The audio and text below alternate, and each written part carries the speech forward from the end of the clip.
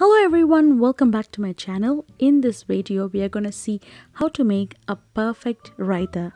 This is an easy fix and this one step will fix your raita and you will get the same texture as we get in any restaurant around us. To make the best raita, I've used some thinly sliced onions, some green chilies, coriander leaves, salt and yogurt.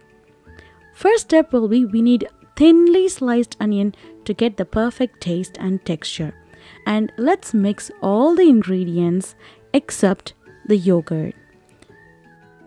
When salt is added to the onions, it helps the onions to lose all the moisture and the excess water will be released.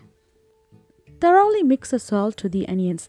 This process will take at least 15 to 20 minutes for the onions to absorb the salt and release all the moisture. After 20 minutes, you will see a change in color and you will see moisture being released from the onions. Now it's the time to add yogurt.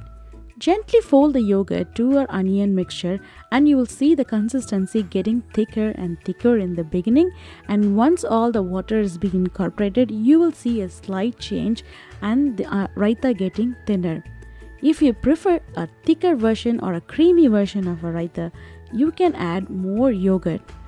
Or if you prefer a thinner consistency, you can add water. My family likes thinner consistency raita, so I'm adding water, not more yogurt, and then adjust it.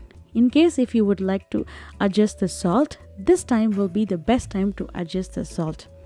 Adding salt previously will help all the water to get released and even the pungent smell of the onions get released. So it will give us a natural sweet taste to our raita.